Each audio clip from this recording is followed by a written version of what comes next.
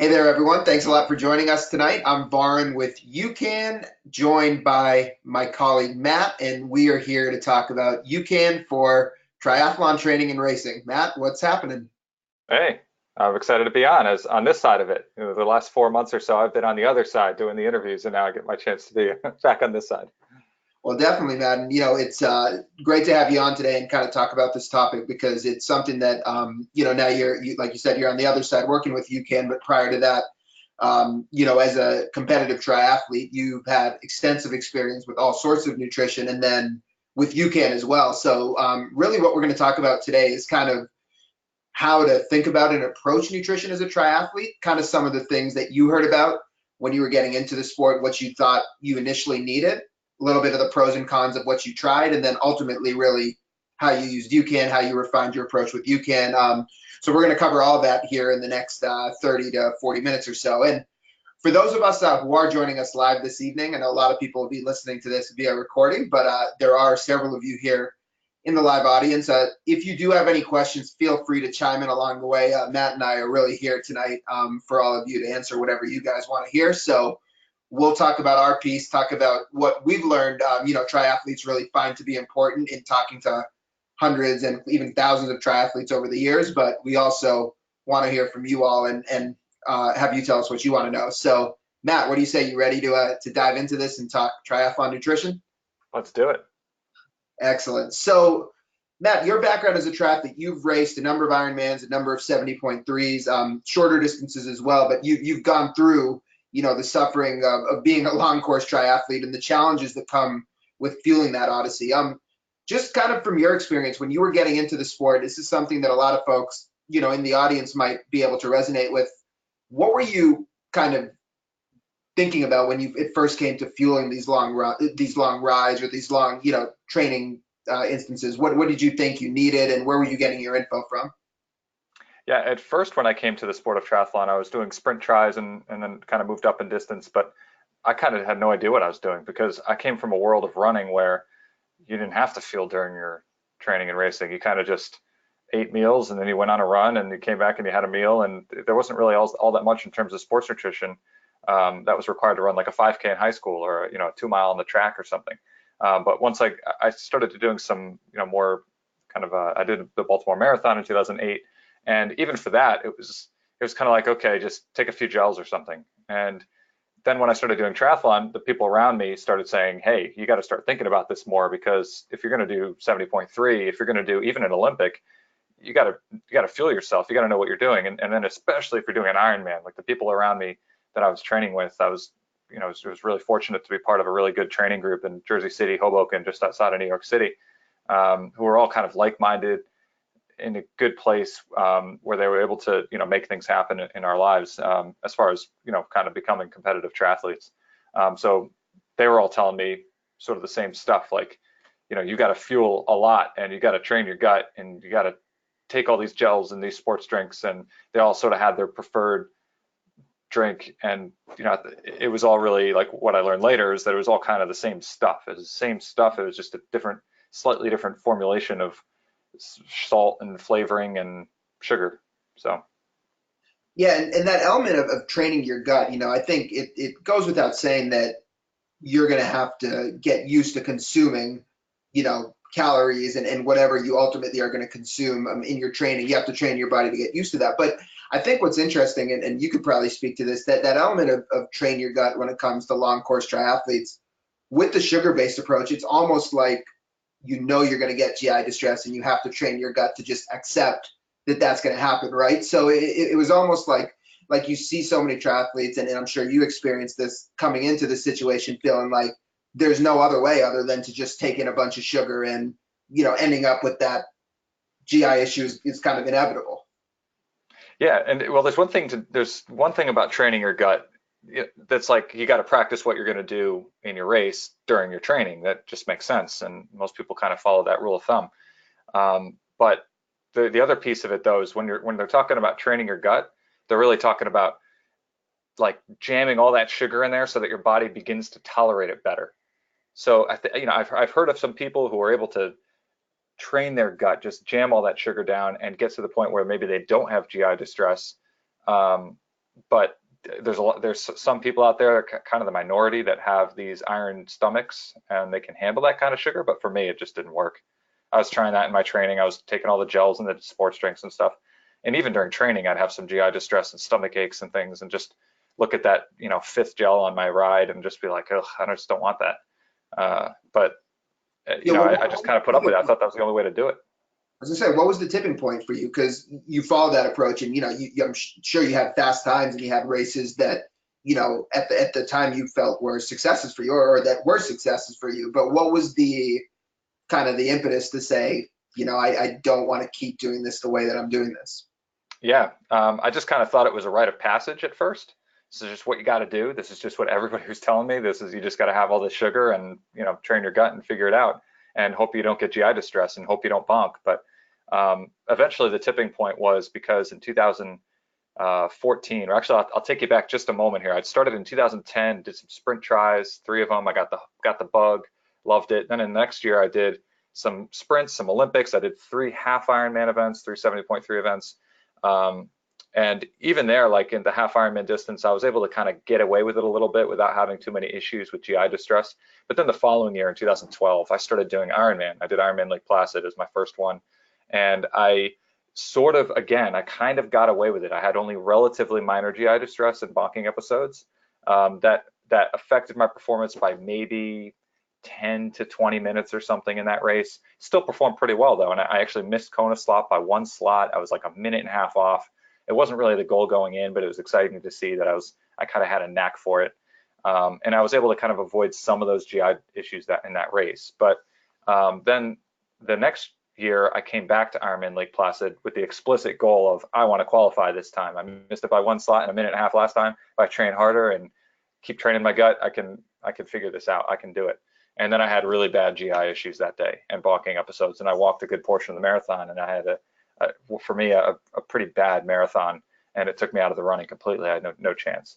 And then 4 weeks later, I decided to go to Ironman Louisville. That was on my wife's birthday. I'm really lucky that she even said I could. It wasn't in the original plan, but because I did so poorly at Placid, I decided to reload and try again. And I ended up winning my age group in Ironman Louisville. And I had like some GI distress, and some bonking, like low points and just very short periods of where I needed to walk. But I ended up being able to manage it all right. And I went 9:42. I was able to win my age group there. And then I went to Kona 7 weeks after that. And in Kona, again, massive bonking, and the heat didn't help, I'm sure. And just the whole intensity of it, where everybody kind of feels like they have to go harder because it's the world championship. But yeah, I had major GI distress and bonking episodes there. So first 4 Ironmans, I had bad GI distress and bonking episodes in 2 of them. And the other 2 were kind of like minor-ish, but still there. And that was the tipping point for me, was in Kona 2013. I said, hey, I'm pretty good. I feel like I could be way better, but it's just, I'm playing Russian roulette with my performances, because my nutrition it's the 4th discipline of triathlon. If you're good at swimming, biking, and running, it doesn't matter if your nutrition is off. It's holding you back. And I was sick of it, like literally sick of it, right?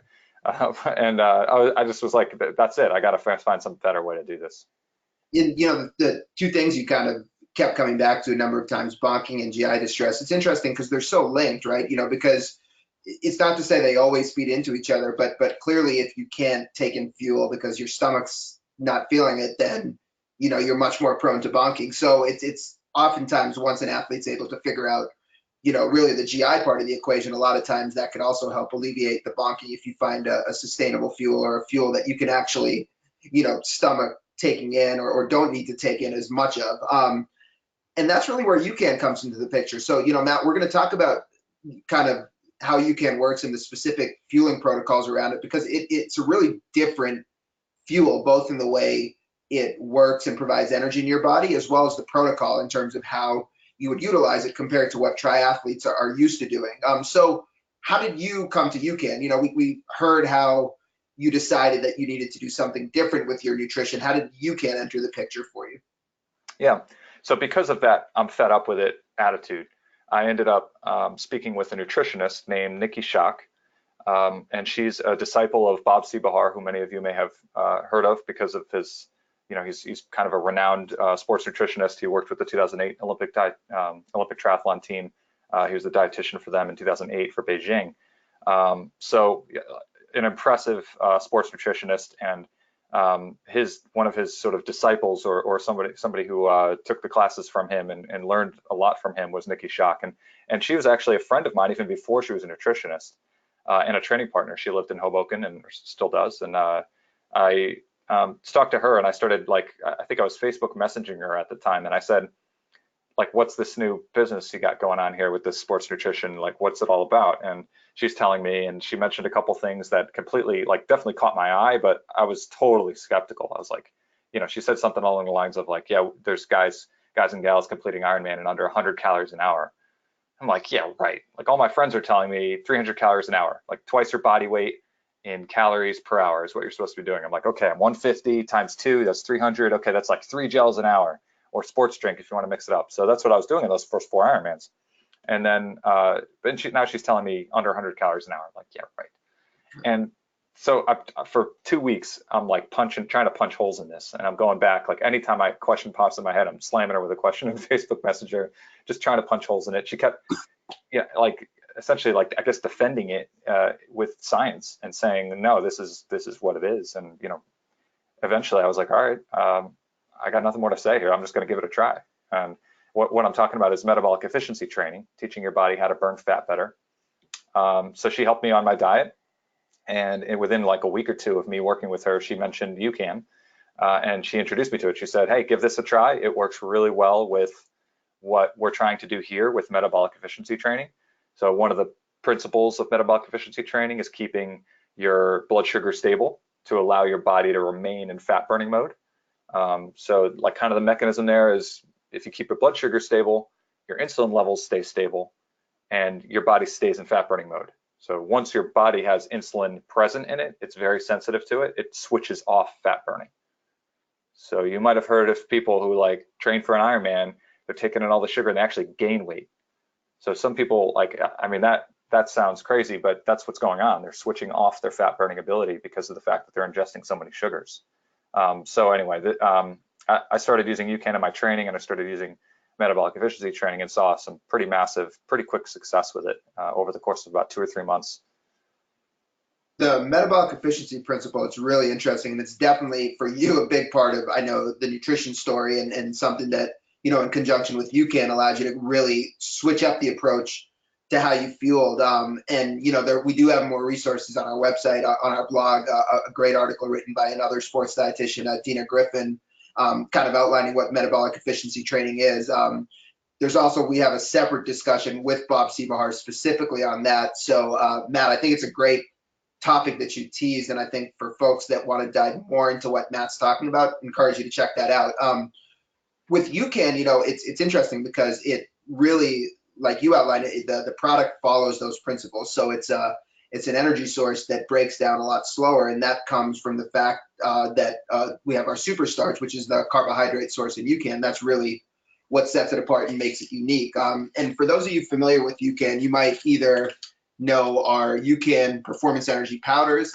Hold it up a little bit better right here. You might be familiar with our UCAN bars as well.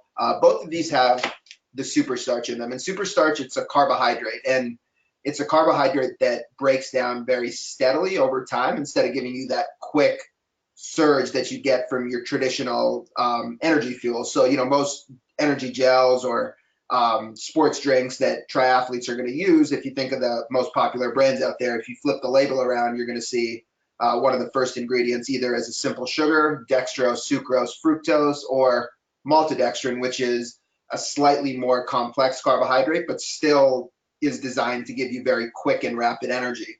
And Matt, you can attest to this. When we think about the traditional triathlon fueling protocol, and you're talking about 300 calories per hour, that's really based on some of the science around how these quick carbohydrates work, right? So you're getting those 300 calories per hour in you by kind of constantly feeding, whether it's every 15 minutes or every 20 minutes, or taking in a more substantial amount every 30 minutes. It's kind of constantly riding that wave. is that kind of how you experienced it when you were following that old school traditional fueling approach?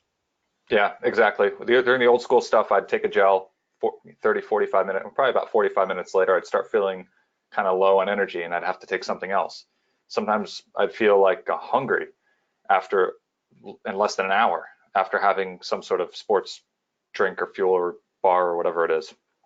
And then I noticed anecdotally that once I switched over to UCAN during that time working with Nikki, after even just a month or two, like really just after I started using UCAN in my training rides, I noticed that I was able to have UCAN and then well over an hour later, still not really feel that hungry, like feel like I was still stable and steady, and then chose to fuel some more with the UCAN maybe an hour and a half later, and then got through the whole ride. And like the end of the ride, I'm still feeling great, still feeling steady, and yet I only had 100 to 150 calories an hour, give or take. I was like, this is anecdotally, I could feel the difference, and that's one of the really cool things about UCAN and why it's like I'm so excited to be working now for the company, because you don't find too many products where you just use it and you're going to feel the difference. You're going to notice the difference, that it's actually different. Like that's one of the things that I noticed is that all the other stuff, I thought it was different because they all want you to believe that it's different and all their marketing and everything, but it's really a lot of noise. They're really basically the same thing. Like you're talking maltodextrin here, or the simple sugars, and they're all really the same thing. There's different formulations, like I mentioned earlier, but UCAN is actually different. And that's, again, like another reason why I'm so excited to be working for the company now, because it's something that I can really believe in, wholeheartedly say is different, and it's really compelling for triathletes because of so many things, like preventing the GI distress and bonking that I had. So let's dive in for just a minute or two into what you just highlighted. Like, again, like why is UCAN really different? You know, what is the superstarch all about? Where does it come from? And then I want to take it back to you, Matt, and let's get a little bit nuts and bolts about how you actually use it and implement UCAN into your training, you know, and how it might be slightly different compared to what people might be used to doing with more traditional fuels. So in terms of UCAN being different, we talked about the superstarch in terms of that being the energy source. That's what's actually in these UCAN powders giving you energy. And superstarch is a carbohydrate. It's not a protein, it's not a fat, it's a carbohydrate, but it's an extremely large molecule, an extremely complex carbohydrate. So like we talked about, unlike the simple sugars, it's something that's breaking down very steadily and slowly over time. You know, you're going to take in 20 or 25 grams of the superstarch, and because of the rate at which it enters your system and how slowly it breaks down, it's going to last you, you know, 2 to 3 times as long as 20 grams of a more simple carbohydrate that's going to enter your system very quickly.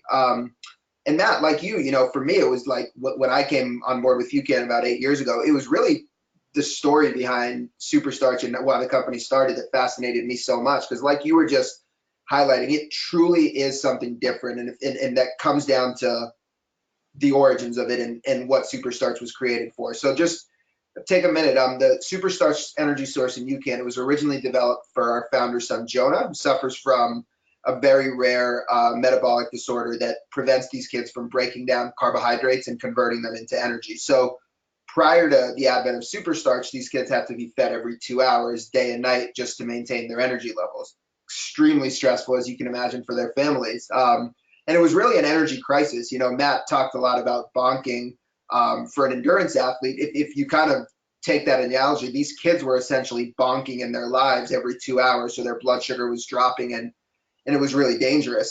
So Jonah's family, they started a foundation, and they researched all different types of cooking technology or cooking processes, essentially, that they could apply to different types of carbohydrates that would slow the breakdown and cause it to deliver energy in a lot more sustained and elongated fashion.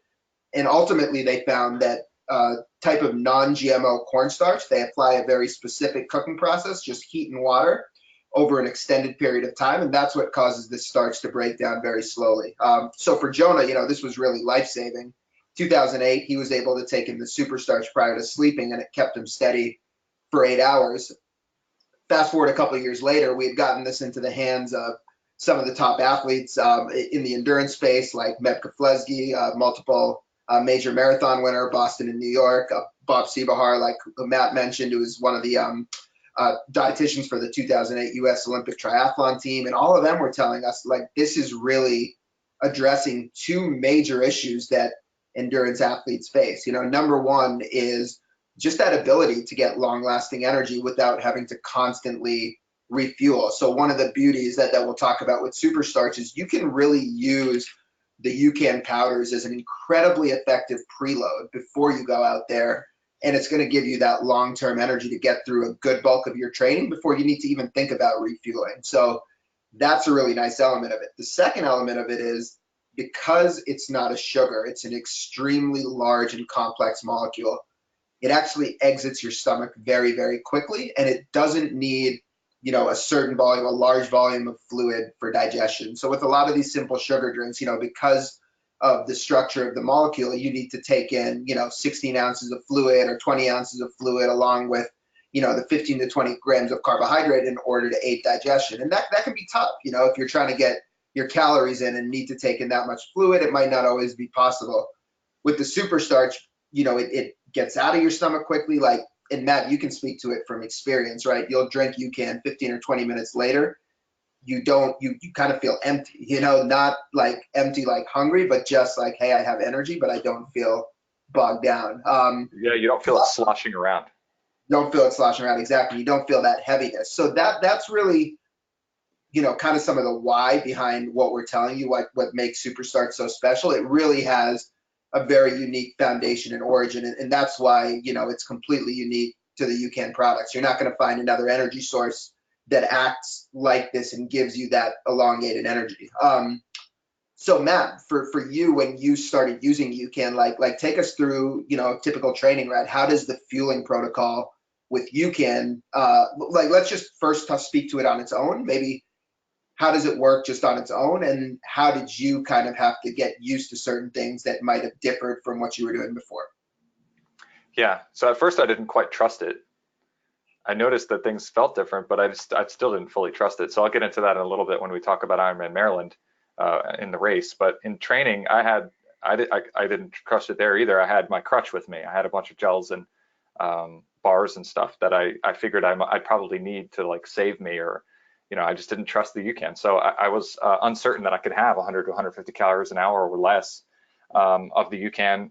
And so I had those crutches with me. But my fueling approach, what I've actually used, because I never had to actually reach for those gels or reach for those crutches.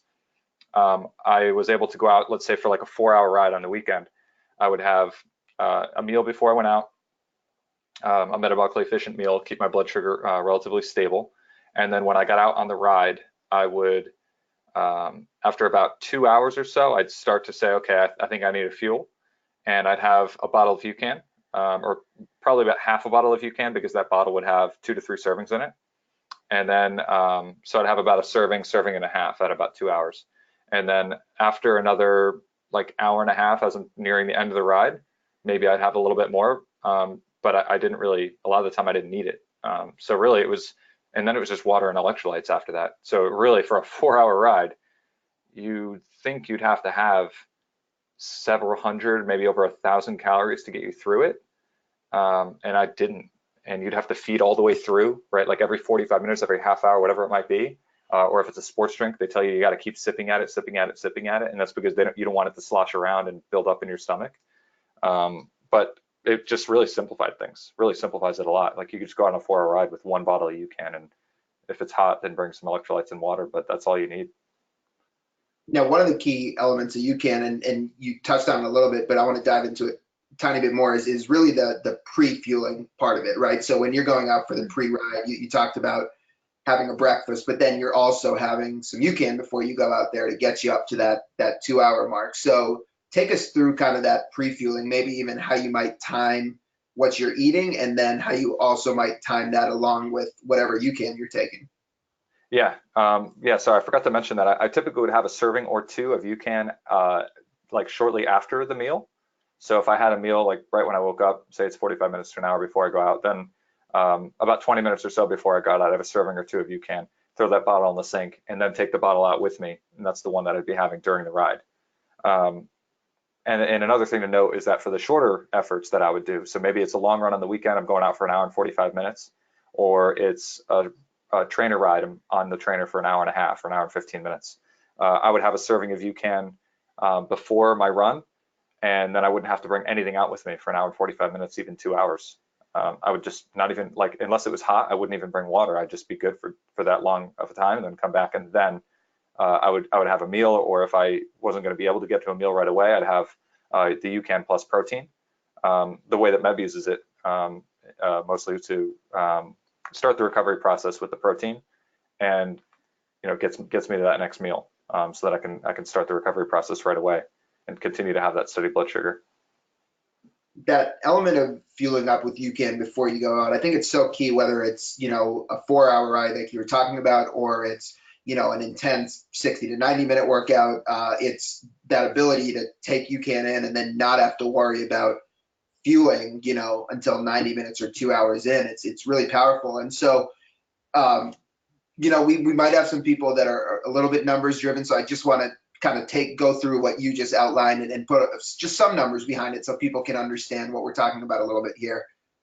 So when Matt's talking about taking, let's just call it a serving of UCAN prior to going out for a big ride, we're either talking about a scoop or a packet of our performance energy powder, which is 120 calories, roughly 35 grams of our carbohydrate. So we're saying that's going to last you for 90 minutes to 2 hours. You take that in prior to your ride, and then you start riding. You're not going to have to worry about fueling up for that time.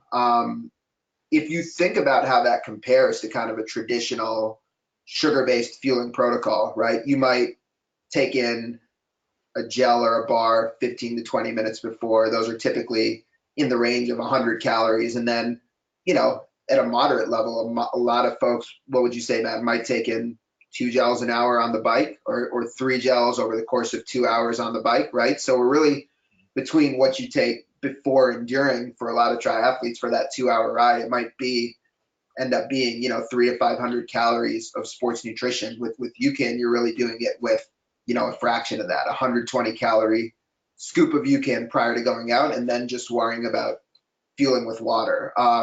And that's what I think we're going to talk, just here in a moment, Matt, kind of about your experience at Ironman Maryland and what happened there. But I think what we don't want to lose sight of, which is so powerful with UCAN, is the impact that it has when you consistently train with it. Matt, you experienced that getting ready for a lot of triathlons where you were using UCAN, for all of your big workouts. What do you feel that the impact of training with UCAN consistently was for you? Yeah, one thing is that I was already fairly lean, but having the UCAN consistently, and like you just described, you can have far fewer calories. And another thing that I think you may have alluded to, but didn't say specifically, is that after the ride, or after like a big workout, sometimes you come back and you're just ravenously hungry. Like I'd come back from some of these rides or brick workouts, and I'd just reach in the fridge and just eat everything, right? Like, but there's just no need to do that. And there's this binge afterwards. Like people end up gaining weight partly because of that too. You come back, you're just so hungry, you're just reaching for everything. With UCAN, when you come back, because you're stable, because your blood sugar is stable, you don't get that crazy hunger. You come back and you're hungry, but you're not ravenously hungry. You're not reaching for that cold pizza in the fridge. You're reaching for something in a smarter way. Like maybe you're reaching for that salad with some grilled chicken on it or something, and perfectly happy with that because you're not ravenously hungry.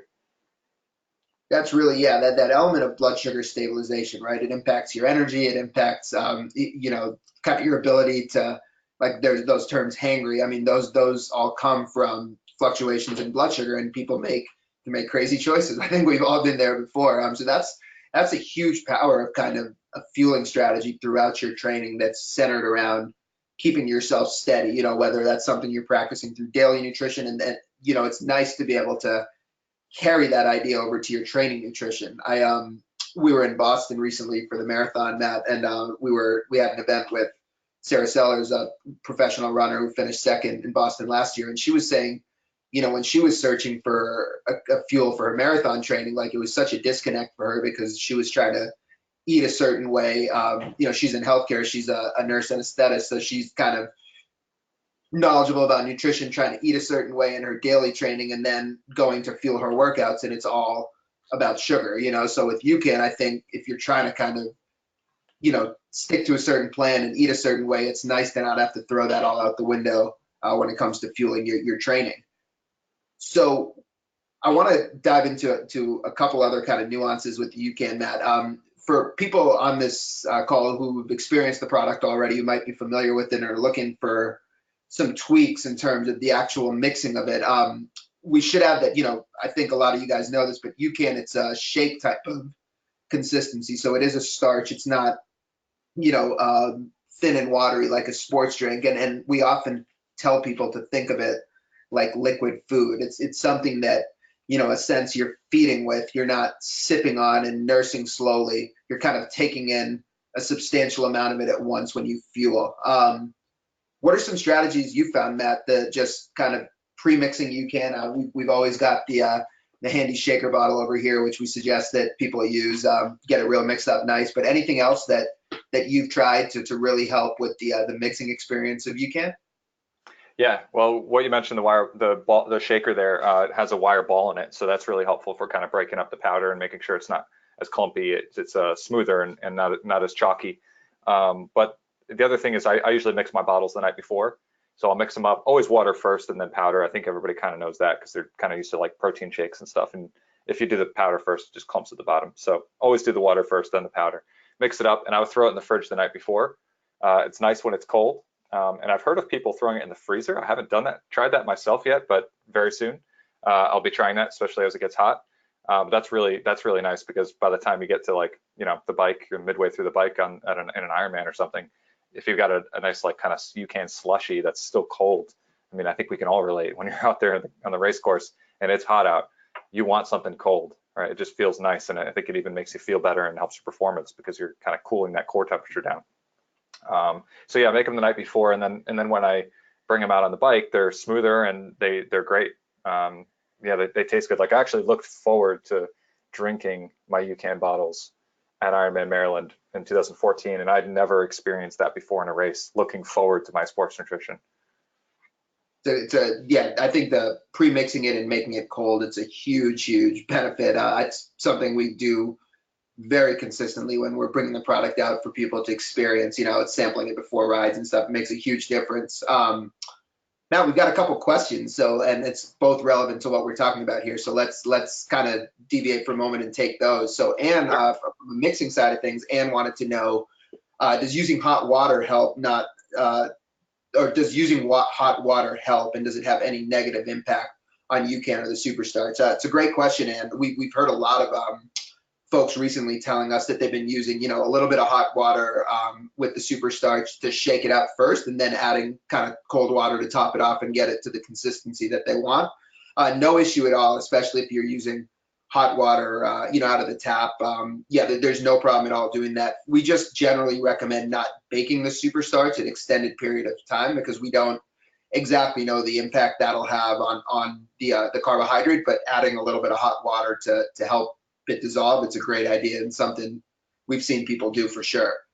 On the topic of pre-fueling, CJ wanted to know, he said, when I wake up in the morning, I'm typically pretty hungry and crave something to eat before my workout. Does UCAN fill you up enough so I wouldn't feel starving before these workouts? And CJ, it's a great question. It's actually a great time for me to mention kind of the difference between the two UCAN powders that we have, and I think this will address what you're asking.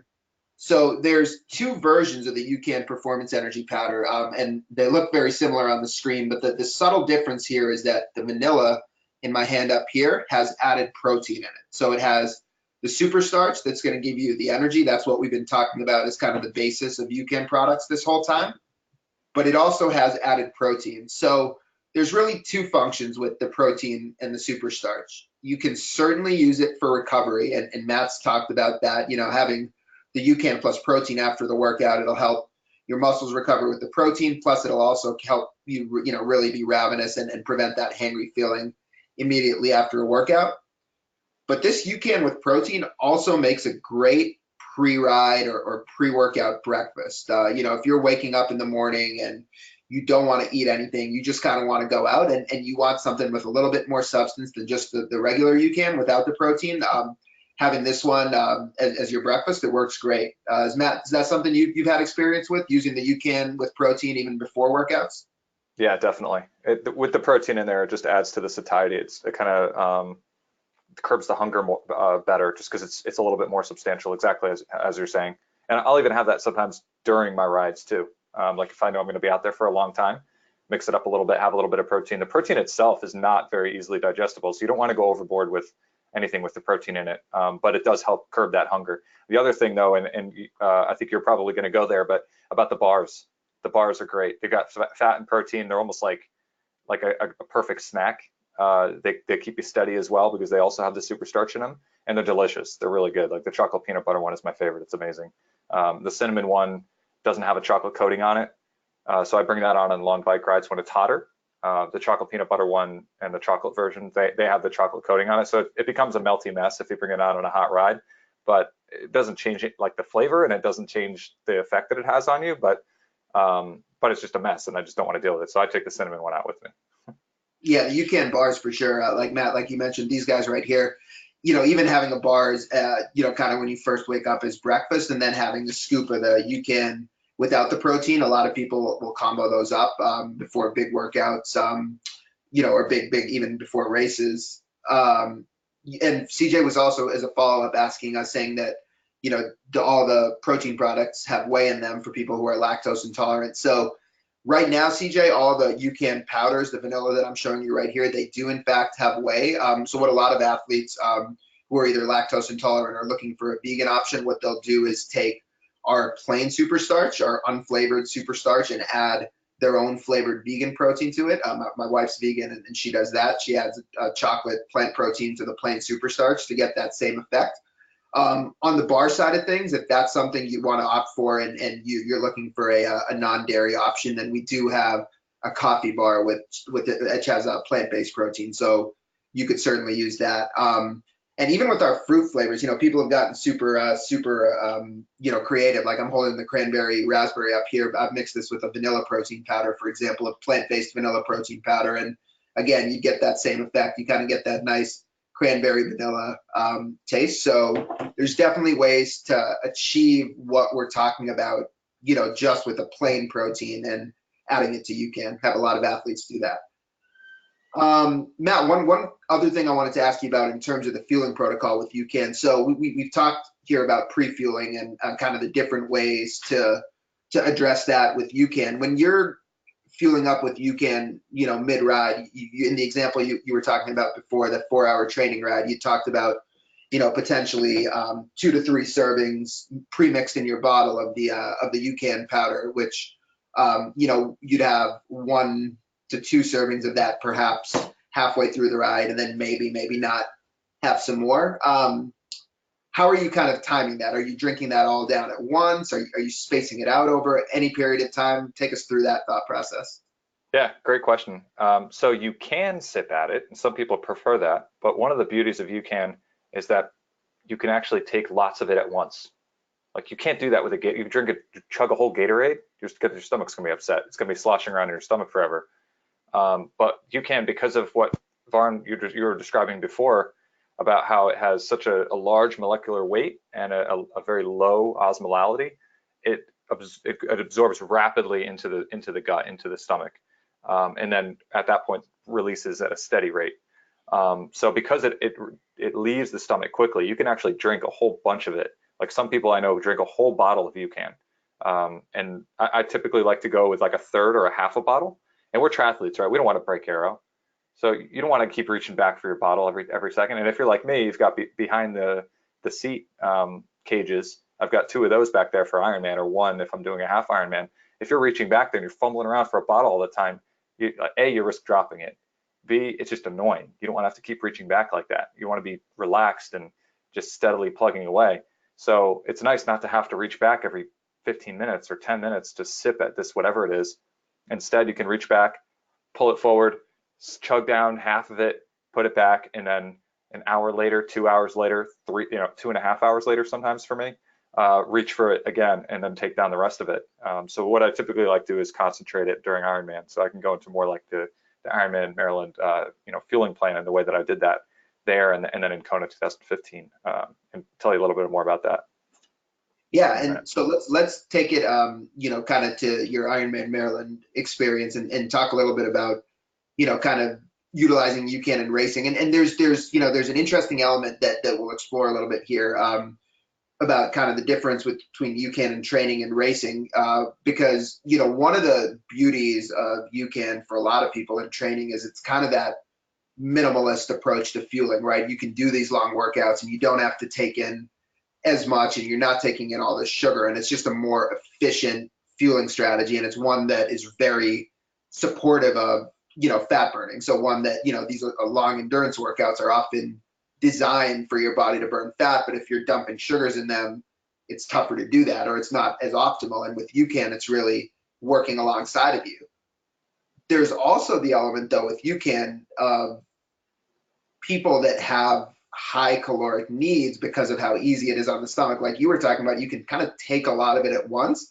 It's also easier to load up with UCAN for a lot of people than it is to load up with sugars, So from a racing standpoint, sometimes when, the demands just might be higher, or you just want to be kind of safe, if you will, with your fueling, there's that ability with UCAN, and that comfort for a lot of athletes that, hey, I can take a good amount of this stuff and not be scared, So yeah, so Matt, I kind of wanted to set that up a little bit, because it's something that we've kind of been exploring recently as we talked to various high-level sports scientists like Dr. Chris Austin, and understood how she's used UCAN with different ways with different triathletes depending on their needs. I think kind of that dichotomy of like the fact UCAN fits into the less is more approach, but UCAN can also fit into the I need more approach without screwing up your stomach.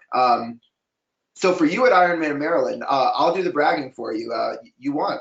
You in 2014. You won the whole race. So you were first overall. There were no pros in the field. You were an amateur, but so you got the fast. Or there were pros in the field, I think, but it wasn't a pro race. You can correct me if I'm not saying.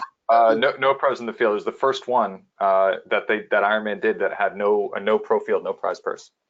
Cool. So you were the lucky one, the first one to ever win an Ironman as an amateur.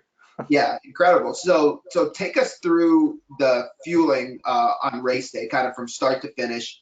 How did you approach it? And I know it's a little bit different than how you approached other races, but I think it's an interesting window into the fact that you can do this with all UCAN, or you can do it, with UCAN and other stuff too. Yeah. So first thing in the morning, woke up probably I think it was about 4 hours before the race started, before the cannon went off. And I had a full meal. So for me, that was, I think I had 3 slices of bread, whole wheat bread with a thick layer of peanut butter and chia seeds. It might have only been 2. I don't know how much I was able to stomach that morning. And then about an hour before the cannon went off, I had 2 servings of UCAN. I think it was the lemon, or at the time it was the lemonade version. And then when I got onto the course, obviously nothing during the swim. And then when I had on the bike, I got to around mile 30 or so, I had a bottle of UCAN over the course of about the next 10 miles. So slug down about a third of it, put it back, slug down another third. Yeah, go ahead. How long, sorry to interrupt you, but I just was curious, how long at that point was it since you had last fueled?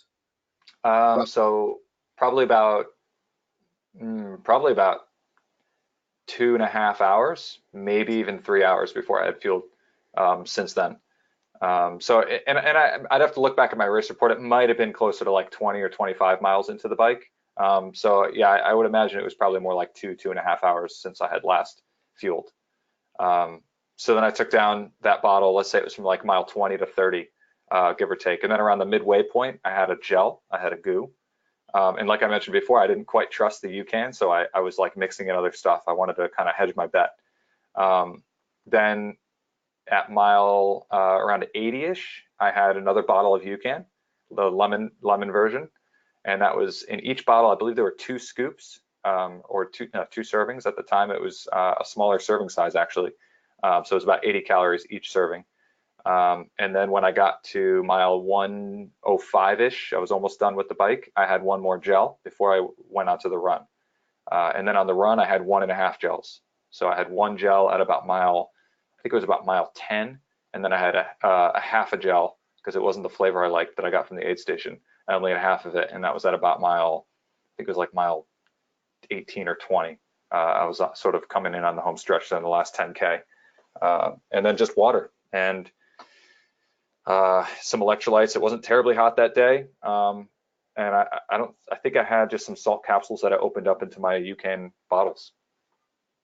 So, over time, you kind of tweak that approach where you Oh, and I got to jump in real quick because I want to give you the quick recap there. So I only had 830 calories, which was 94 calories an hour. I went 851. I was a 51-minute PR, and that compared to my other races, like I said, I was targeting 300 calories an hour of sugar, and I was only able to achieve about 230 calories an hour because I ended up having the GI distress and then the bonking because I was having the GI distress. So I ended up not having as many calories as I wanted. It was 230, and then at Ironman Maryland, I get 94 calories an hour. So what Nikki was telling me about fueling under 100 calories an hour, like I went ahead and proved it, that you can do it, and you can do it at a really high level. And I think, one of the beauties that we see with UCAN is really, Matt, for you, as you did several Ironmans, you had some where, you went all UCAN with your approach. You had others where you might have gone primarily UCAN on the bike and then maybe have some, some Coke or flat Coke or something from the aid station on the run. I think with UCAN, really the beauty of it is if you start, the pre-training or pre-race and then the early part of your ride feeling with UCAN, you're starting with that steady base. It really gives you so much leeway for later in the race when things are kind of going haywire and you might be, in a situation where you just need to grab something that's available or you feel like some variety. It's really, the beauty of UCAN gives you that flexibility to rely on those other things as what they should be, which is kind of like catch up nutrition or help, I need you to save me nutrition, not this is stuff that is the staple of my fueling plan. How have you kind of advised triathletes as you've gone out to tri clubs and talked to a whole bunch of triathletes about your experience with UCAN and fueling with UCAN? How have you advised them to think about that element of like, how do I combine the UCAN protocol with just the reality of what might happen out on the course? So one thing I've learned is that, in Kona 2015, I did it purely on UCAN, and I had 68 calories an hour there, and I ended up 72nd overall. That was the next year in 2015. And what I learned after Kona was that I didn't necessarily need to use UCAN for the whole thing. Like I noticed that towards the end of the race, I kind of wanted a little bit of that high glycemic, just sugary stuff like caffeine. So that's when I decided that I would kind of layer in a little bit of that towards the end of the race. So I didn't want the GI distress. That's obviously one of the biggest things that drove me to UCAN and to metabolic efficiency training, is that I didn't want that GI distress and bonking anymore to happen. And having UCAN throughout pre-race, on the bike, for me, I use it the whole bike. And then once I get to the second half of the run, I switch over to Red Bull or whatever I can get my hands on from the aid stations. So there's two reasons for that. Like one, you get in the sugary stuff and the caffeine, where at that point of the race, you are hurting and you need to just get to that finish line as well as you can and try to hang on as best you can. And there's no risk or very, very little risk of GI distress at that point because I've been having UCAN for the first, what is that, like 80% plus of the race, 85% of the race. So at that point, my stomach is completely at ease. I don't feel like I have stomach aches, bloating, vomiting, diarrhea. I'm not like any of those issues because I've been having the UCAN. And then I switch over to the other stuff because there's only so much like damage that could be done by the high glycemic stuff in the last, 10K or 10 miles of the run.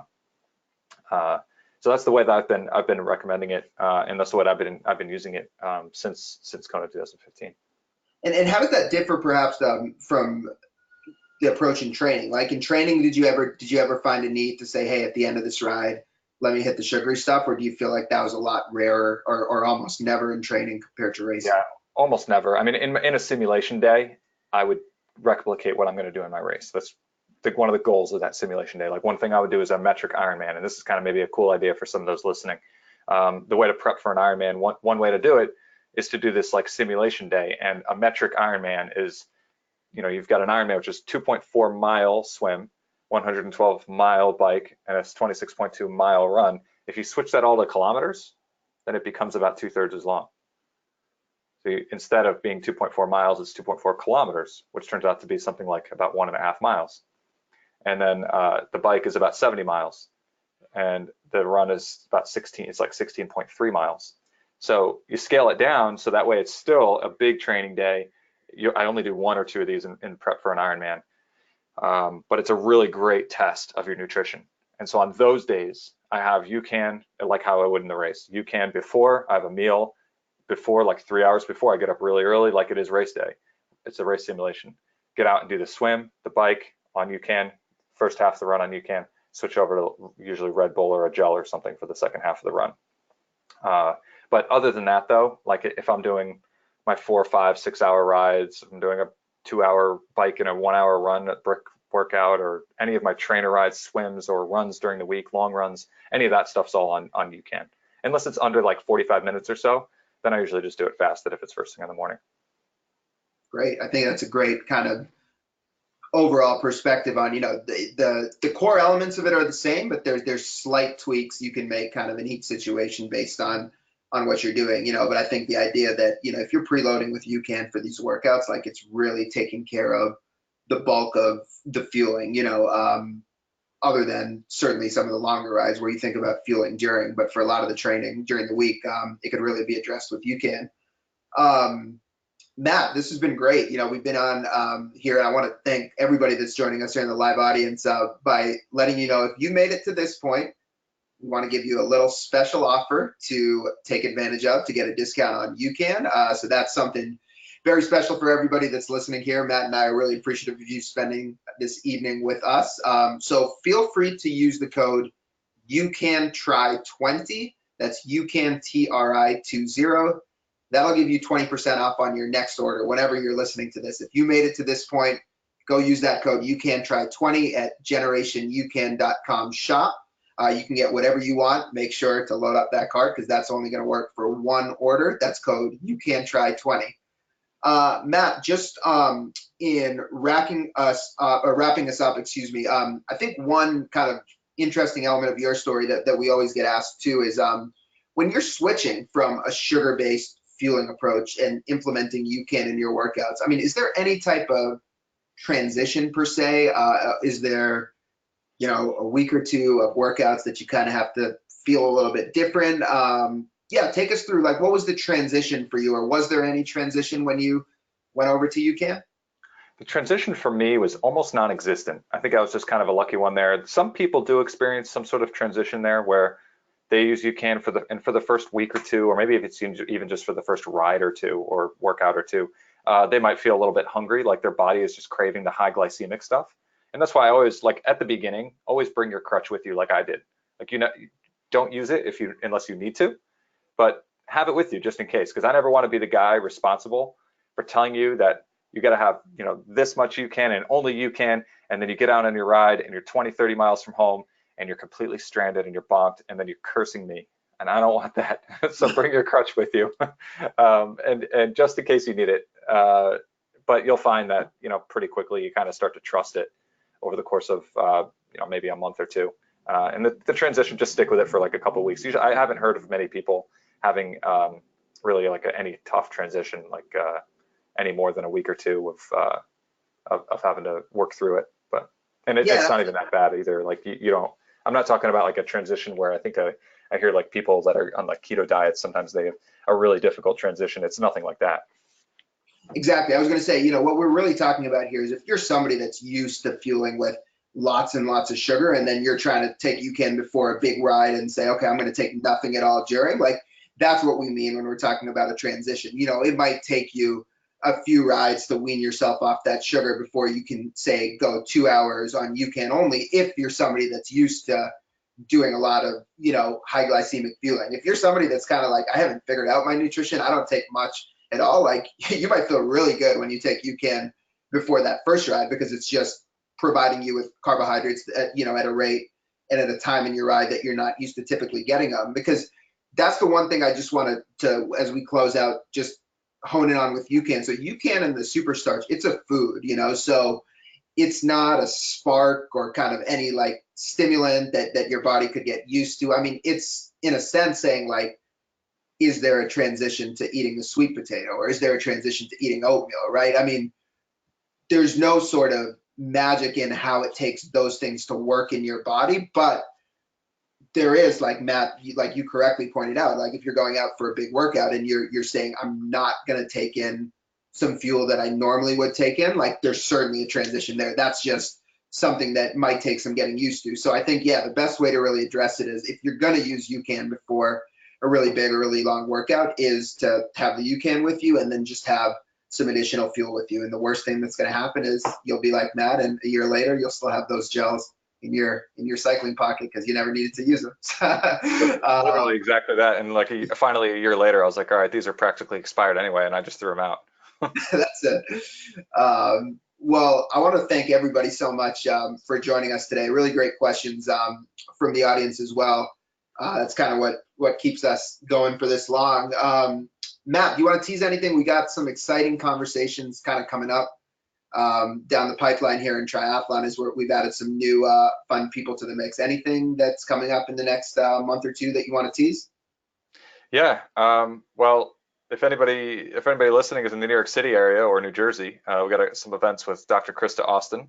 Those are, maybe we could just send that in the show notes or something afterwards. And then, yeah, I mean, we just brought on, if any of you are familiar with Hunter Allen, he's now partnering with us, and he's been using UCAN in a big way for a while now. And we only just sort of discovered that. But Hunter Allen is basically the godfather of using power meters.